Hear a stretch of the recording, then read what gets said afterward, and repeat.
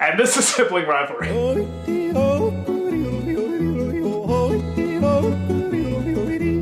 Protect dark people.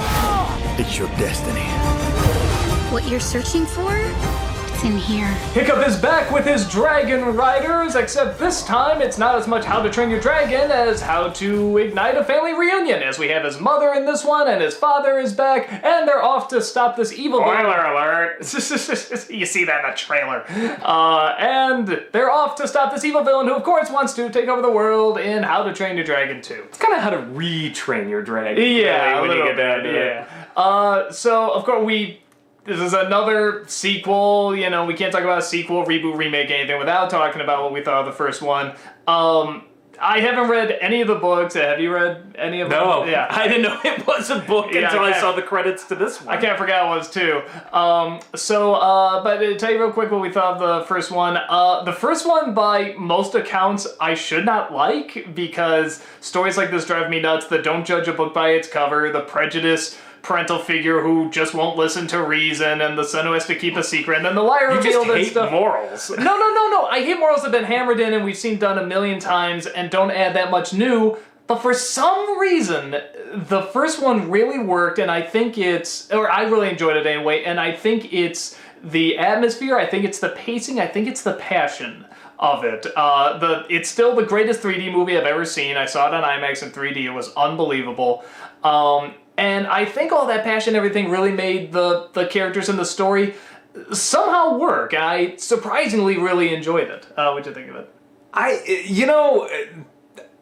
My wife and I saw it on a lark. We were, I had no interest in seeing it. She was watching her, university play in the NCAA tournament or something. Or no, I think they were trying to get into the tournament and they lost in a Final Four Big Ten game. Whatever it was, they lost. And it was a bad loss. It was like just an embarrassing, they shouldn't have lost. And she was pissed. I mean, legitimately pissed. My wife is a hardcore sports fan when it comes to college sports. She's okay on, like, you know, the professional level. Bottom line. Yeah. Anyway, so she's like, we were in Michigan at the time, and she's like, I gotta go. I gotta leave. I have to get out of this house. I cannot take this any longer.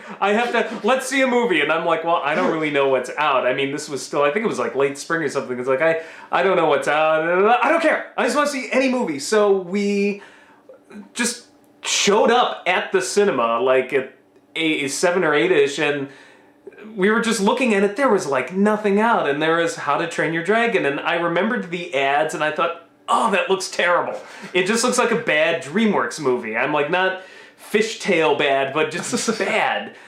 And I'm like, but you know what? I'm like, she's pissed off, and I got nothing better to do, so we'll see that. It's a kid's movie. At least it's not gonna, hopefully, like, offend us too much. So we saw it in 3D. We put on our 3D glasses. We had fun. And yeah, by the end of it, I'm like, what the fuck? That was the best 3D movie I have ever seen in my life. I mean, it was on par with Avatar. I think it's better than Avatar. Yeah, and I'm like, and we both kept staring at each other. It's like, who would have thought How to Train Your Dragon would be the best 3D movie we've ever seen? Like, because I thought it would have been one of those things where the 3D's just tossed in at the last second and it would just be okay. But no, it was really good. I loved the story. Really, like, it was the biggest surprise of that year. And the second it came out on Blu-ray, like, we bought it. I'm like, this movie's amazing, so... DreamWorks has this habit of taking stuff that should suck and making it really good, which I'm really impressed by. They did a hand-drawn story of Moses, and it was really good. It's like, who would have thought? Kung Fu Panda. Kung Fu Panda, both of those. One and two. Yeah, wonderful. Amazing. So now we have the sequel here. So the Cliff Note version, it is better than the first. And it's better than the first because it takes advantage of what it can do with it. Now they can ride dragons by the end of this. What do? They explore. They go find new worlds. They go find new dragons. They find new characters. And the characters grow up. It's an anime film where the kids are not just kids. They actually grow older.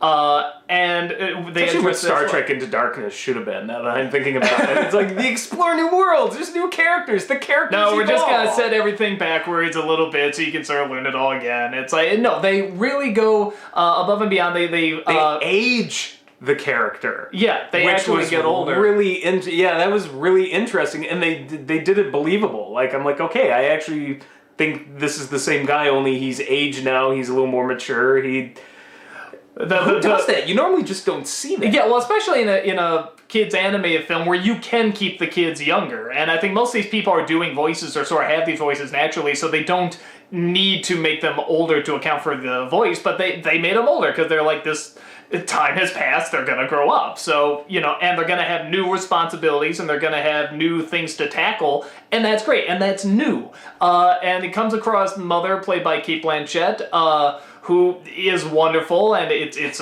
creepy. She's kind of like this new age dragon hippie who's like gone a little too native. She's like all Jane Goodall with the chimps or something, and she's like, yes, I can feel them, and then all of her movements are like very dragon-like. It's bizarre, but it's great. Yeah, it's an interesting character. It's not just like, oh, I'm the parent. Neither of these parents are just the parent. Even the father, who could have so easily just been the, I'm never gonna listen, and that's it. They somehow made that interesting. Well, and the relationship with his mother is so great, and it just kept hammering in. I was like, when do we see that in an animated film? How many animated mothers have we ever gotten? Well, especially a mother and son. It's almost always a father-son, a father-daughter tale, but yeah, a mother-son tale, like... Yeah, we're starting to see more mother-daughter and, like, sister-sister, I gotta go back to, like, maybe, like, something like Bambi. And they were animals, so... But, yeah, so... the much more flying scenes in this one, and they all look beautiful.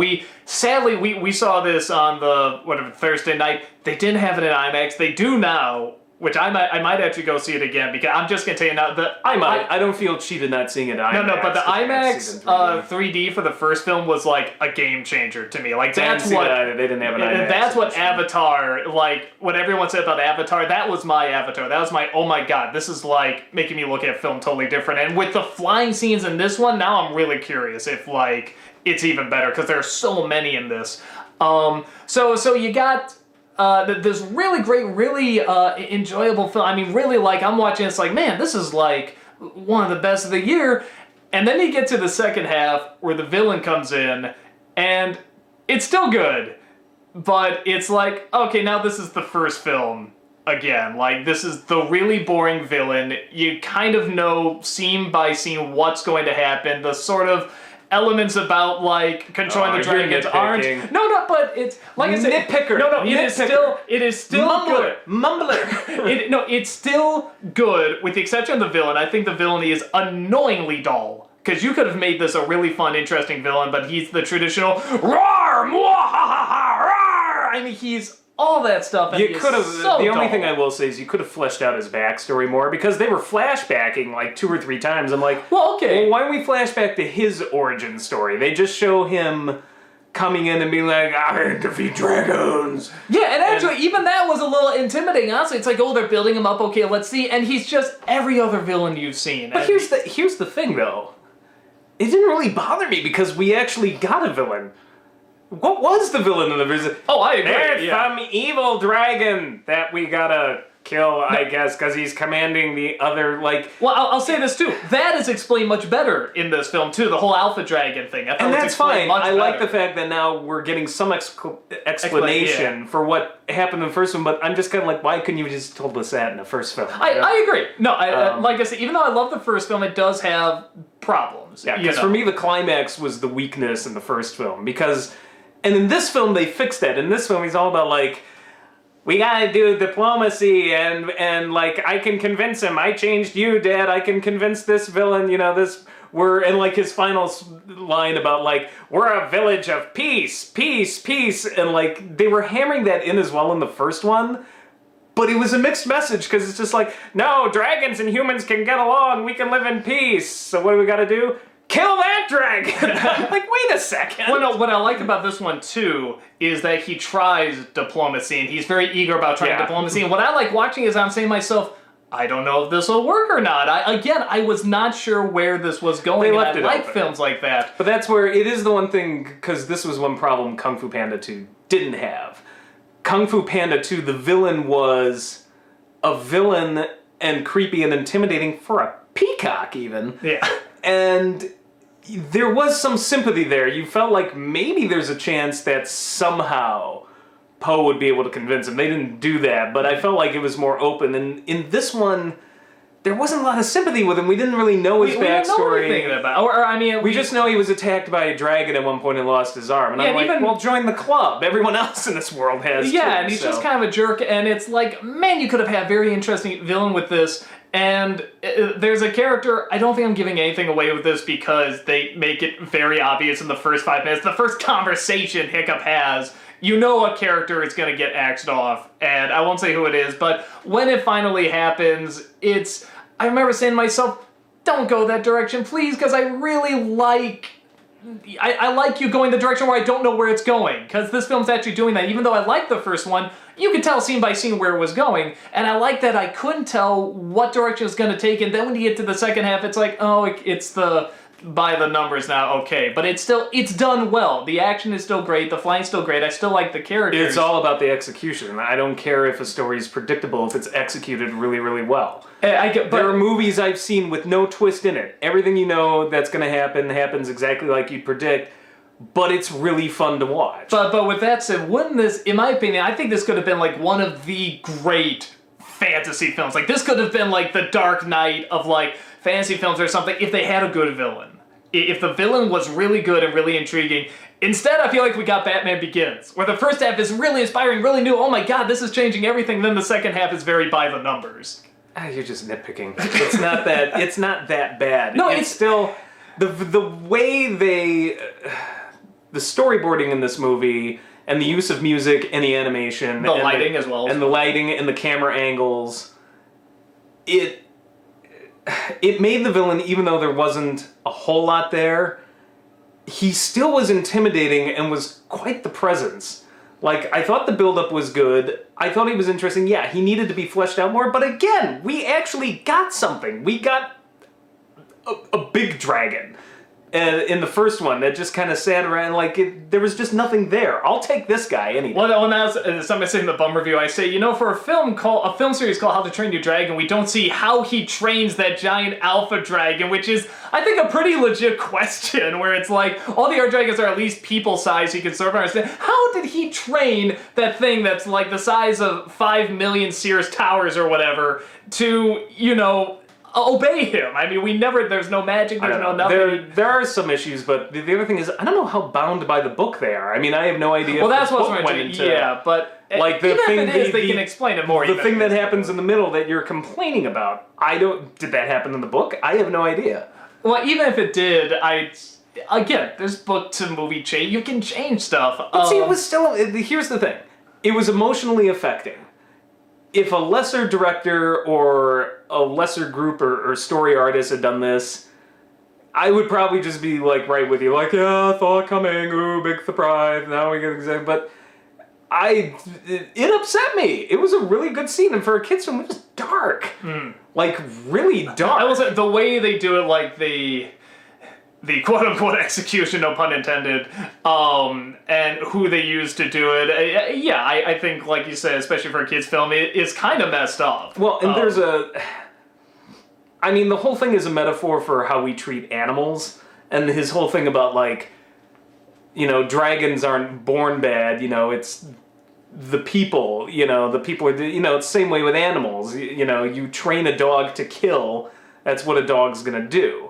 And the same thing happens in this movie, and when his own dragon just starts turning on him, I'm like, this is legitimately creepy and, upsetting. This is kind of old Yellerish territory. It was very old Yellerish territory, because you've grown to like these two, and the connection they have, and the dragon is sort of this pet that it's just like to see your pet turn on you like that. I was like, oh my god, I'm an adult and I'm like, this is creeping me out. And I can't imagine. We saw it with very few kids there because it was a late night showing, but I can't wait until the weekend with all the kids in the audience going, feed me your tears. Let me taste them. So yummy. Yeah, because I'm just fucked up. I'm just waiting for it, because I know there's going to be kids in the audience just flipping their shit over that. Well, but these films are always, even the first one does, like, they are quote-unquote kids films, but there is this aggression to it. There is something very aggressive, and it is kind of Viking times, and yes, they kind of talk a little modern, and we're following the kids and stuff, but I mean, there's, like, people will lose limbs, and stuff like that, It's not just the aggression, though. I think what sells the movie, though, is the energy.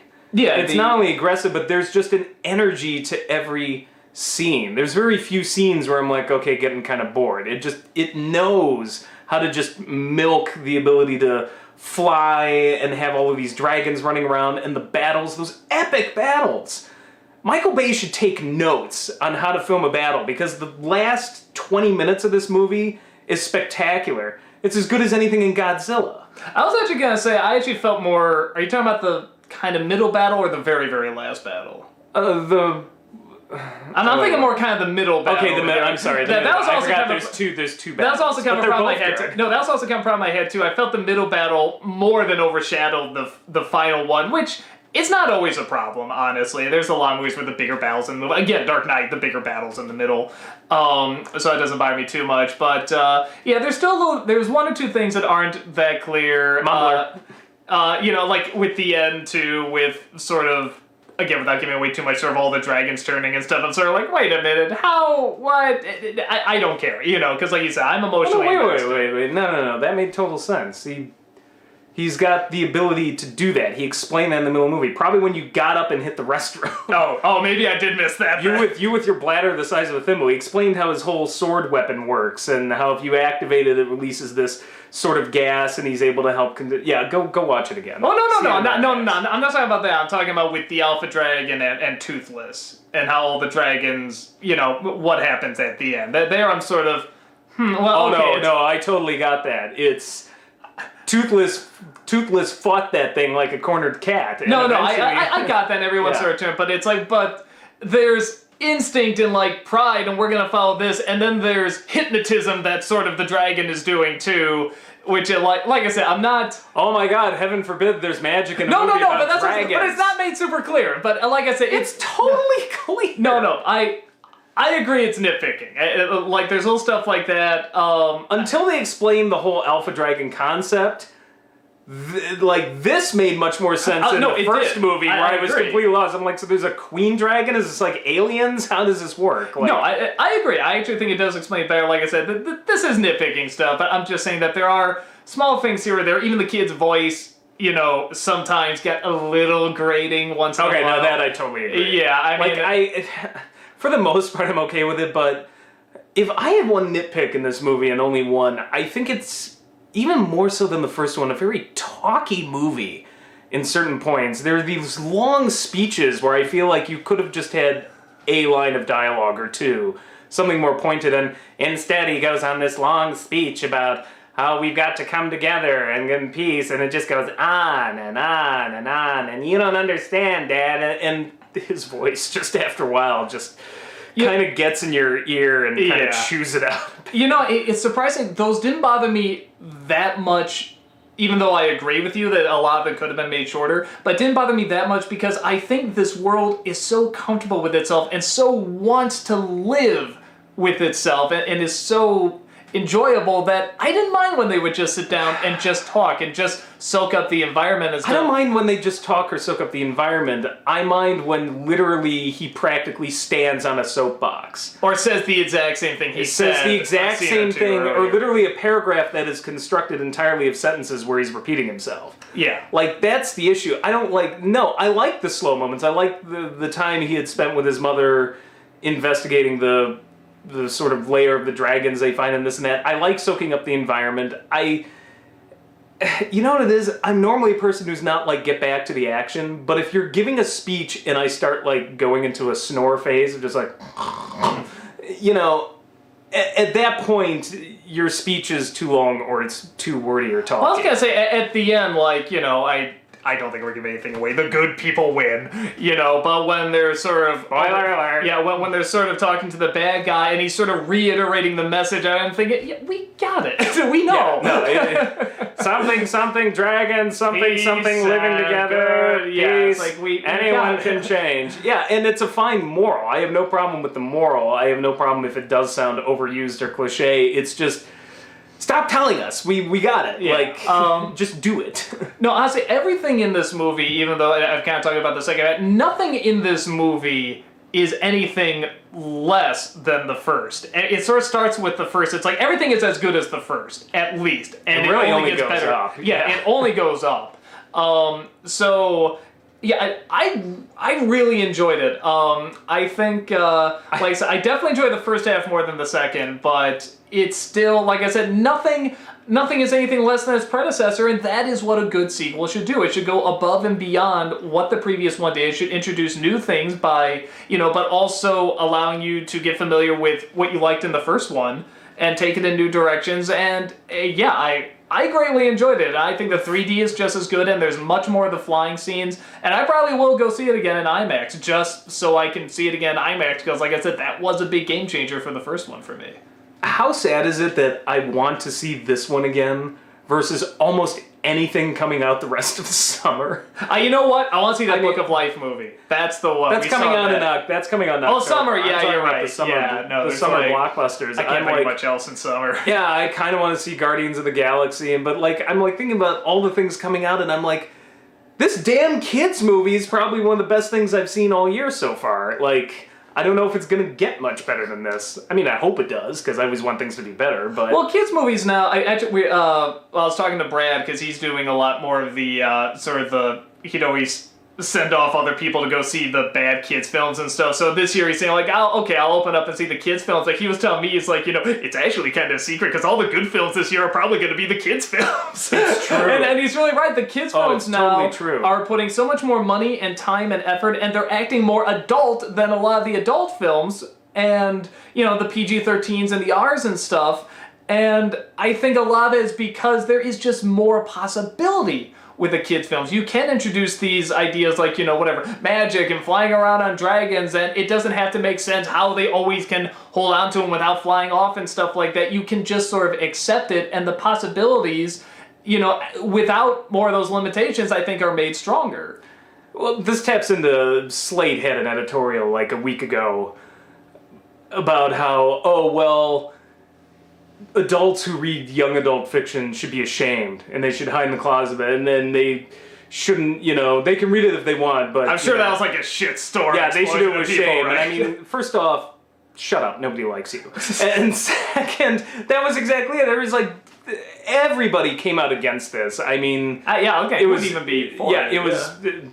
Nobody. Nazis and communists. Al-Qaeda, maybe. But the counter-argument against it, that was one of the things they were saying, is that kids' stories or stories for young adults are allowed to get wildly inventive in ways that adult stories aren't. I'm just going to say it. This film is more adult than most summer blockbusters I see. Really, I can assure you it's going to be more adult than, like, whatever, Transformers 4, which is going to be PG-13. You want a kids' film that... Yeah, you want apparently for adults. Yeah, if you want a kids' film that's meant for 4-year-olds... Transformers. That is the mindset. Yeah, except with, Transformers 4 and all with these. big-breasted, women and, like, violence and sex and stuff and stereotypes. They're meant for 13-year-olds who don't want to grow up. Yeah. But this film is more adult than any of that. And anyone can see it. And I'm not ashamed. I'm letting you know right now. No, and anyone can see it. It is an interesting time, like I said, where it's just like, there is...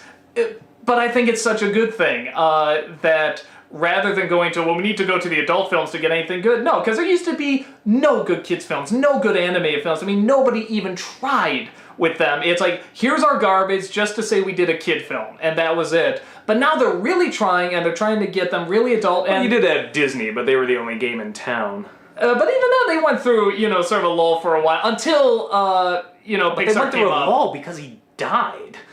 And then the second lull was way because back of when. Eisner. Oh, yeah, no. No, but I mean, every company... Well, Pixar's in a lull right now. Every company goes through lulls. I don't think that... I want to tell Pixar, this is think how it's you about- do sequels. Yeah. Please, Kung Fu Panda and How to Train Your Dragon, God. this is how you do No, sequels. the cruelest joke was... Except for Toy Story, those are good. The cruelest joke was sitting through that Planes ad, right before this was Technically, I think starting. that's Disney, I don't think that's Pixar. Yeah, though to be fair, actually, I was like, well, it still looks better than Cars 2. 3, they have a third one coming. That's right. But, yeah, no, I just go see it. Yeah, I think it's... we're at a time now where we kind of knew this years ago when Disney was at the top of its game with, like, the Snow White and all this stuff, that, age, just because you're making something for a certain age doesn't mean you have to dumb it down, or it can't be good, or it can't be brilliant, or it can't this stick took with its you. audience really seriously, to the point that, again, I can't wait for some of the kids to start choking up. And Disney knew this. I think they still know it. And other, movies and studios are catching on to it, and they're trying to change and they're trying to adapt to it. And I think it's great. I think it's wonderful. And they're getting artistically more free. Like I said, I think this Book of Life that we saw a trailer for, if you haven't seen a trailer for it, check this out. It looks unbelievable. And they're just the Lego movie. They're just expanding with what they can do and having fun about with Tree it. of Life as well. Something from a Latin American perspective. Yeah. Holy shit! No, and so much culture in it, and wonderful designs, and like I said, it's not just we'll just throw it in for the Latino crowd or something. No, you can tell they're really effort. trying. There's a lot of effort in it, and I love that. And I know people always complain about how much movies these days, blah blah blah. You didn't grow up with the dark times that we did, okay? You didn't grow up when CG was just discovered, and then that was the attraction, and it was nothing else. And there was no story, no plot, no character. It was just, here's some cool CG. Well, you got and of course you got the direct-to-DVD Disney sequels. Yeah, I mean, those are finally died out. It's all Tinkerbell and shit now, but I think the concept of, like, Bambi 7 is... Yeah, that seems to be gone. But yeah, no, because I'm not even talking about kids, I'm just talking about films in general. I want to say from kind of like a little before Godzilla on, where we got nothing but the Armageddons and the disaster film era, where anytime you saw a disaster film, Volcano. Dante's Peak, Deep Impact, it's like, okay, these are all gonna suck. And you just knew it going in, and it's like, that's all you got. You just went to a movie knowing it's gonna suck, but what can you do? You want to see a movie, and we were kind of held hostage for a bit. Now we're really expanding out. We got some more good stuff, but not everything's changed. I mean, every year we get a Michael Bay film. Oh, no, but... which is no different than every year getting a Roland Emmerich film. No, there used to be nothing but those films, though. I mean, and like I said, kids' entertainment, with the exception of Pixar, who could put out a film a year, it was nothing. It was dead. See, that's what I'm trying to tell you, though. That is the natural lull that happens in every company. Why? Because Disney was hitting a lull. And DreamWorks was just trying to kick itself off the ground. No, but I'm saying that there was also a lull just in movies in general. Because people, for whatever reason, they're just like, I just want to see shit blow up because we've discovered CG and we like it and we want to see more of it. And then finally we got sick of it and we had to go to the story and plot again. I don't know, by...